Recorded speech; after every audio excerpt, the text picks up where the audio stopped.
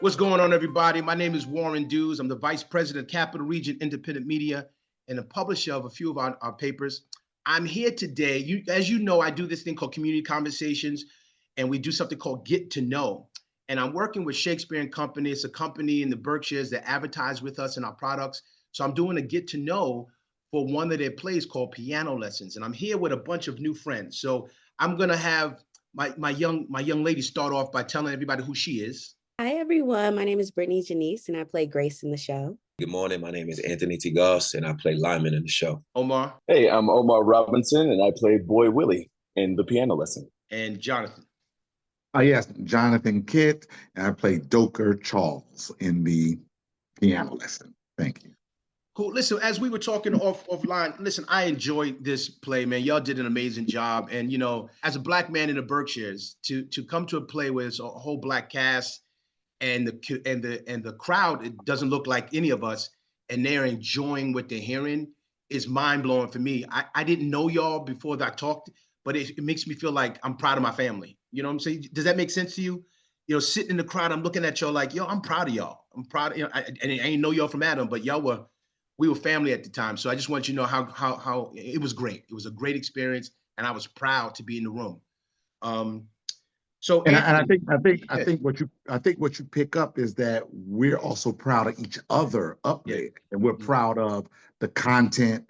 You know, of course, August's work is monumental.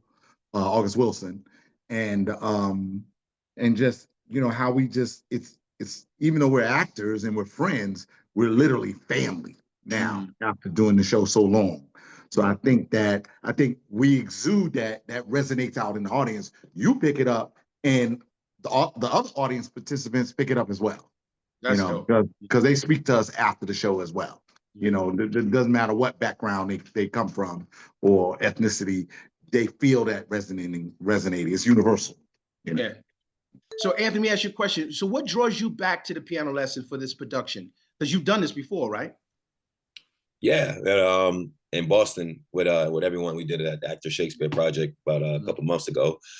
And then we had the opportunity to remount it again here in the Berkshires. It was a no-brainer for me. For me, I just love the work of August Wilson. I love working with Actor Shakespeare Project, and I thought it was, a great opportunity to come out here and Shakespeare and Company and work on this play. And anytime you get to work on August Wilson's work, I think it's a gift. And as a young Black actor, I think it's one of the things that I want to do the most is just continue the legacy of August Wilson and play so many characters I can and just work with these great people. So it was a no-brainer for me to be out here and work with everybody and be with everybody. So what were you trying to convey through your character, Lyman? What were you trying to bring forth with that character? Convey, I was just trying to tell the truth. Whatever was on the page, whatever intention August Wilson had for Lyman, that's all I wanted to submit to. I wasn't trying to do anything extra than just be Lyman, be whatever August Wilson intended for him to be. And whatever you got from it is that day is what the truth was of Lyman that day, whatever I was feeling. So, and I think Lyman, if there is anything that I would like to do with Lyman, I think that belies what's on the page is just that I think Lyman's very intelligent, despite his coming from the country. And I think he wants to do more, but coming from the South, but he doesn't know how. And I think that a lot of us can relate to that. You know, my ancestors or my family, we want to do more and we want to learn. And I think Lyman's smart and he's trying to learn from Boy Willie and the family and get his money up. And so yeah, that was all I was trying to do, and just tell the truth.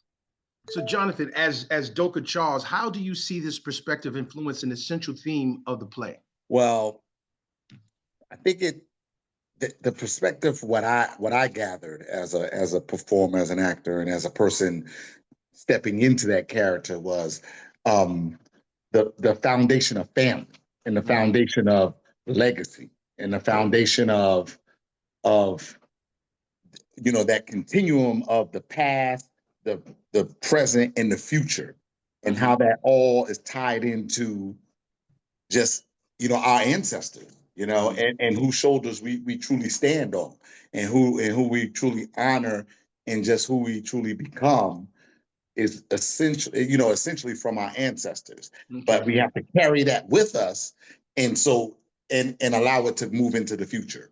So I mean, I always looked at it as that, and I just for me, I always think about, the men that I grew up with. My great grandfather was in the household. My grandfather, was in the household. And, my great uncle, and, all these men and different men in the community I was in, and just what they represented and what they stood for, and the values and the support, and just just all that. That's what I pretty much try to exude when I'm out there. My opinion, this is my opinion, everybody, is to me, you're the, I'm not going to say the center of everything, but you're the calming one to me in the play, your character. You know what I'm saying? Everybody can go left, right, but you was center to me. Is that accurate? I think that's accurate, and I think the way that's the way in which I took that on. You know what I mean? As the voice of reason, and also, like I said, I just been blessed with the example of that. My great grandfather was that kind of man. Okay, I got you. And those men that I brought up were those kind of men. You know what I mean? They had done it all. They had seen it all, and they also knew how. Okay, well now, because I've done it and seen it all, this is where I am, and this is what I want to make sure that this is. I'm the glue to hold this thing together. You know what I mean? So I just was blessed with those examples of men. So, and that's what I try to bring. And that was the example that I use to build my character, of course, with August's words and Chris's direction as well, So Brittani, how does Grace contribute to the overall narrative of the play? What makes her character unique? So I think Grace is interesting. Something I love about August Wilson's work is he has these characters that kind of showcase in Act Two.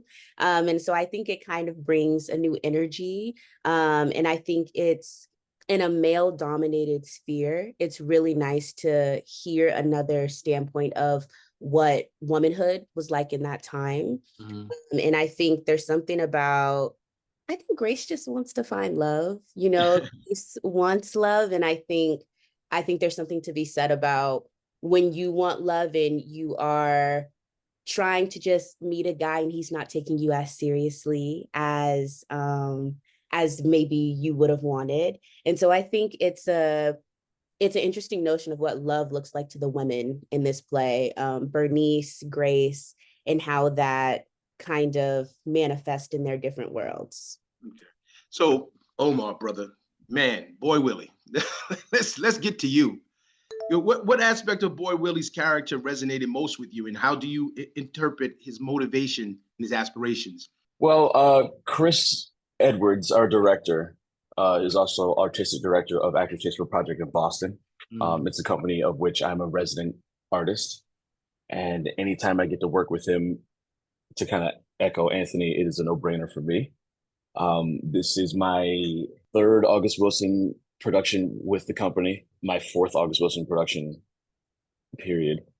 And again, to steal from Anthony, just his words really, really speak to me in a very specific way. And anytime I get to jump into this, I need it. I need it. Boy Willie as a character, it's funny. I used to think he wasn't very much like me. Thought we didn't have a lot of similarities, but that's inherently just inaccurate. I think I just resisted his brashness, his what I like to think of as highly amplified practicality. If anything, I found myself resonating with that. Jonathan brought up the point of voices of reason. Boy Willie finds himself to be one, a loud one at that. But it's interesting when there are strong opinions in the room, and when it's tied to something as important as legacy, and when it's tied to identity, and you feel the fire to do something with it and propel yourself and your family and your people and your potential forward. That was really attractive to me about this character. And I've honestly been enjoying how prickly audiences are to him.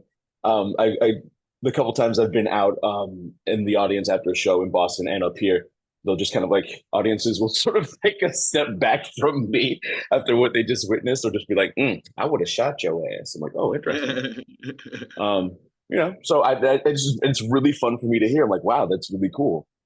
Just if you take practicality and honesty and turn it up to 11, this is a flavor of what that can be, and it's interesting for me and entertaining to me to see how it rubs people, even if it is in a certain potentially negative way. No, it was amazing to me, like a bull in a china shop. Like when you started talking, it was you were moving stuff, and if my eyes were closed, I woke up when you came in because you were knocking stuff over. You know, it was really good, man, really good. So Anthony, how does your background in independent film and theater influence your performance in the play? How does it influence? I think everything influences. Like that's for me, everything influences. The one thing, every time I do a piece, I think it influences my next piece. I think we learn from life. I know my brother Kitt always said you learn from life. The more you live, and doing film is a little bit different, but I also come from a sports background. So I approached arts kind of like sports. I get into that mindset where it's like a performance. You gear up for it, you prepare your mind, your body. And it just being composed, like working a lot with these guys and working in general has taught me to just trust the process. So every time I do a new show, I'm more relaxed in my whatever I can bring. I'm like, we're just here to tell the story. I trust the process, and you start to get a little more comfortable, and you have a relax, but you just start to trust yourself a little more, and trust the work, and trust why you're there, and try to bring that to this role and to every role I do after that. Yeah. I was going to say your feet still hurt, but everybody, when you see the play, you'll understand. You'll understand. And it's funny that Anthony brings up, the athleticism of what we do. Yeah. What we do is athletic. And when you're dealing with August Wilson, that's playoffs. Yeah. I mean, that's the language, the density of the work, just the grand nature of the work. That's an actor's dream, and you have to really, really work out and build those muscles before you go on stage and touch that. It's just like Shakespeare. It's no, what I mean? Shakespeare is work for an actor to do. You know what I mean? As far as articulation, just memorization, just breath and everything. Just body, your whole body, and that's what theater is. It's a whole body discipline. And when you do August, it's the exact same thing with August Wilson, and that's why. And that's why you said, we're moving like this. And that's why the audience is, you have to be with us. You have no choice, because that's how August moves. It's a sport. It's fun. I was going to ask that question, working with Shakespeare and Company, the company, in the Berkshires, how is that? But I was going to move that question and ask, you're doing August Wilson, how is that? And you kind of answer that, but anybody, answer that question. I mean, you are dealing with the top person that looks like us out there doing his thing. How do you take that? How do you approach that? If anything, thinking of it like Shakespeare, I try to not be precious about it. Some of my favorite Shakespeare work is when there's not a reverence and sort of soft hands approach to this holy text that we're not allowed to touch. I think of August working like that in a different way. The reference is not treated like this precious thing. It's more like a familiarity. So I kind of take the onus off of oh, wow, it's an August Wilson play. This is going to be really difficult. But that definitely occurs reading any of his plays. But I try to take that onus off myself and try to attach to what's familiar. As far as stories, as far as relationships and stuff like that. And so once I kind of remove the barriers, I kind of put up for myself, knowing this is a powerful, really important, famous play, I kind of have to approach it almost like a new work in that way, and sort of not really think of it as this big thing and sort of treat it like everything else, even though it really, really isn't. So Brittani, I have a weird question for you. One of the things you see in this world, you see a lot of, how can I say this? Women without shape. You see a lot of people that don't have shape, that are the stars, the headline in the beginning. But when you see this play, you see two beautiful women, full body. How do you feel about being that representation of a true Black woman, gorgeous, shapely? How does that feel to you, standing up and representing that? think it feels honest. I think it feels honest. I think a lot of media and a lot of text, it doesn't necessarily showcase Black women as three-dimensional. Hell, I think sometimes August doesn't showcase women as three-dimensional. I think you have to find that as the actor. And so I do think that it's an honor to be able to tell his words and be able to take something that we see at home and bring it to the public and bring it to public eyes, because it is so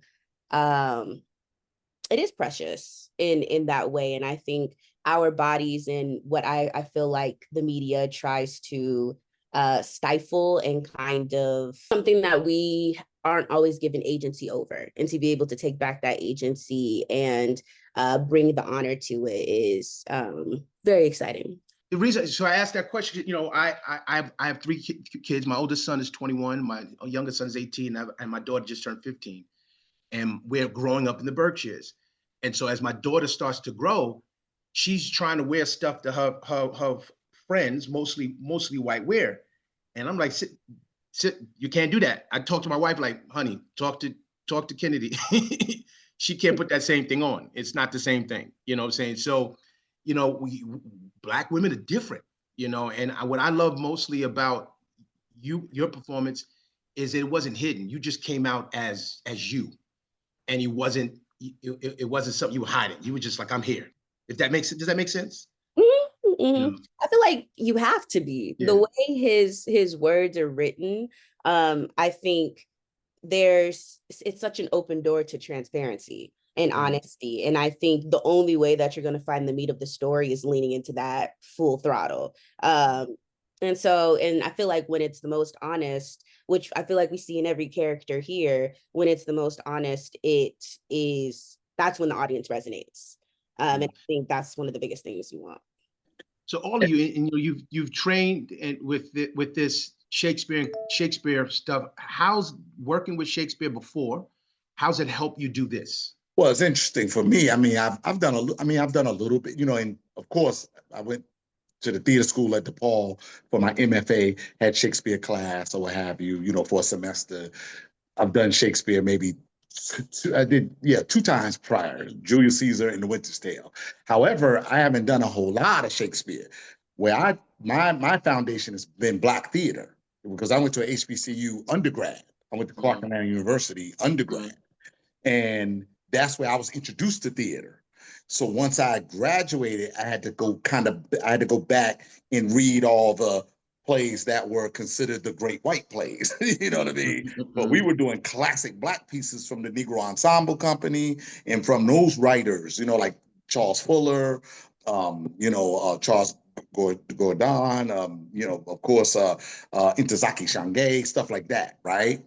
So that was my foundation. So August is on that continuum for me, you know, and it's interesting what you just said, what you and Brittany just talked about, I am here. And, you know, it almost gives me goosebumps. Always been a part of our existence is to be, I am here. You know what I mean? I am here. And I'm gonna make you understand, or maybe not even understand. I'm gonna make you live up to being human. I'm gonna step your human game up. I got because you. I'm here. Because I'm here. You know what I mean? And this is what I'm bringing to the table, and this is what I'm doing. Because I mean, that's why even the Black Power movement is always, you know, really, really precious to me, because that's when it really was out full front of I am here, and I'm not going anywhere, and I'm not gonna conform or shape shift myself to fit in your box, because this is who I am. And this is what I am. And I also, once again, been blessed, originally coming from Harlem and also living in, you know, right outside of Edenville, Florida, which was the first incorporated Black town when we moved to Florida, you know. So I've always been in Black spaces where and then going to HBCU, where it's like, I am here. And that is what August's work does. That hit me when you said that. I said, damn, that's it.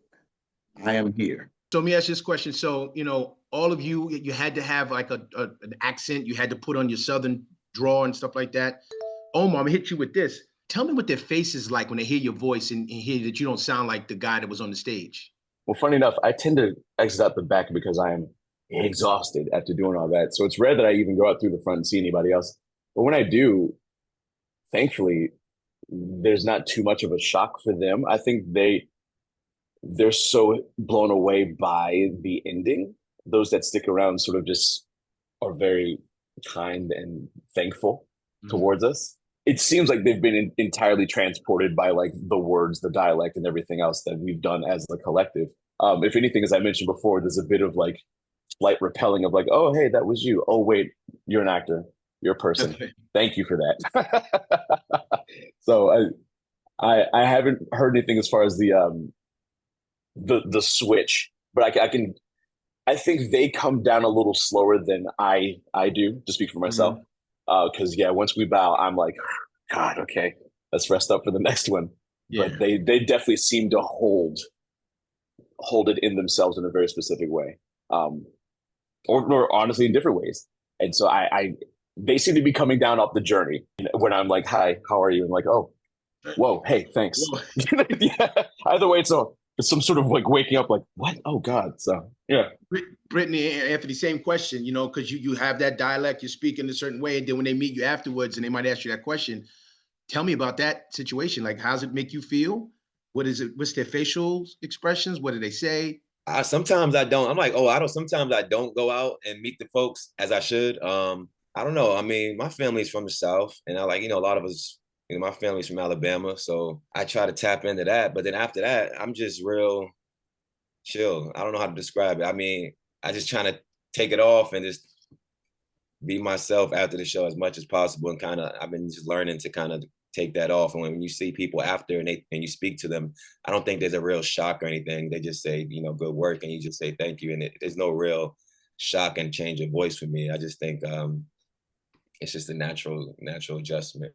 When they're watching, I think we set up the world of the play really well, that you're being transported there. They know it's the world of the play. They know the dialect is the world of the play. So when we're speaking afterwards, I think it's very like, oh, wow, it's just nice to meet you guys. But okay. Yeah. So what else do you want people to know about you and the importance of coming to see this play while it's in town? If anything, to kind of loop around your Shakespeare question, since we're here in Shakespeare and Company, I can't help but think of the similarities between Shakespeare and August. Every time I hear about kids like amazing educational background, I'm like, damn, that sounds glorious. I had kind of the opposite, predominantly white, based in the classics. I actually, I went to where he teaches now at Emerson College, where let's say the curriculum is very Eurocentric. There's a lot of pleasant but white poetry for the main part, and it led to me doing a lot of Shakespeare, which I've actually come to very much enjoy. And I have been really excited to jump back into Shakespeare work after doing so much August Wilson. It's been incredibly freeing to bring my full self to Shakespeare productions after working on August Wilson. It's helped me take a limiter off of myself, because a lot of that, from my training at Emerson and working professionally in New England, there's a lot of predominantly white boxes, like playgrounds that they set up for us. And it really took me working on stuff like this, meeting other Black artists, and just growing as a human being and an artist to kind of be like, oh, right, I can bring all myself to this, regardless of what this production is, every time. So I try to take the lessons of each August Wilson production with me to the next thing, sort of like Anthony was talking about. So I get excited when I do Shakespeare. I did The Winter's Tale in Boston Common last summer, after we had done King Hedley II and Hector Shakespeare project. So I was just like full of this fire. And it's different types of poetry, but it's poetry and music nonetheless. So really tapping into that and having that resonate through my instrument really, really set me up for success from here on, I think. I'd like to say, I mean, we did an interview with another publication about a week ago. And like I told them, I guarantee if you come and you are an audience participant with us, you will leave saying, that is in the top 3 of shows I've ever seen in my life. Mhm. I guarantee it. It's just because I mean, yes, it's August Wilson's The Piano Lesson, but it's these amazing artists and just humans that I'm working with. You know, we hold each other, value each other so dearly that it is you as an audience participant, you are just peeking through being a voyeur looking into our family. Mhm. That's what this thing is. You know what I mean? And we've developed a family relationship as actors, as humans, Black folks, Mhm. and the universal story that's being told. I guarantee you're going to walk away. I have not met someone in the audience in Boston or even here in the Berkshires that did not leave that were like, wow, I can't even, I don't even have the words to say what I just saw. And I've been to Broadway, I've seen countless August Wilson plays, whatever. But you guys, when are you gonna do it again? Or like, are y'all going somewhere else to do this? What, and it's like, well, no, we all came together for a specific job, but it's something very, very special about this specific job that I guarantee they're gonna walk away with. If it's not if it's not the best show they've ever seen, it's in their top 3 for sure. Guaranteed. I guarantee. So I've seen a lot of plays. I've been in plays myself, and so you sometimes you watch a play and you can't wait for intermission so you can go take a break. I was mad at y'all when intermission came because I was like, no, keep going. No, like, no, come back. It was that good where I didn't want intermission to happen. I wanted y'all to keep it going. And it was just, does that make sense? Does that, do you understand what I'm saying? It's like, yeah, because sometimes you'd be to play like, intermission, thank God, you're going. It wasn't that. Y'all took us on the ride and kept us flying. It's such a pleasure and a joy to be with this cast because this is Black theater. This is what it should be every time out. You know what I mean? And somewhere along the line, sometimes it's not that way in the latter, in the 21st century, whatever, right? But this is what it is. This is how what I was taught how Black theater should be. Just like this every time out the gate. You need to leave with people's mouths open and them having gone through something and have to reflect on themselves and the world and their family and their friends and their lovers and whatever else. Soon, but my question to all of you, what is your, I guess, 3 to 5 year goal? What would you see yourself 3 to 5 years from now after this play? What's your next thing? What you got going on next? I'll start with Brittani. And I'm just trying to keep telling stories. Okay. I think that's the biggest thing. Keep telling stories. I also am really interested in theater teaching in youth. And so doing that as well. But that's the goal. Okay. Awesome. Anthony? Yeah, same. Just keep telling stories, helping the next generation of actors, trying to be as real and authentic as I can, as I mature in this business, telling stories in different mediums, TV, film, and just working with great people. I think I'm finding that I want to work with great people, like the people I'm working with now. I want to build that tribe, and that's what I'm most excited for as I go to the next stage. It's funny because every time you talk, and I was going to wait to say this later, I say, and every time you talk, I think of "You'll Never Find" Lou Rawls. You got that? Every time you talk, I think of that song back in. He does sound like Lou Rawls. He does. Every time he speak, I'm like. He does sound like Lou. I'm sorry, everybody. I digress. I apologize. Omar, let's get serious again. Omar. You're gonna miss.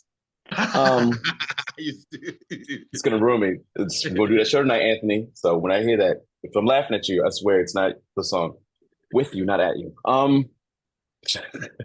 To steal the already good answers, just keep doing this. This fuels me. This fires me.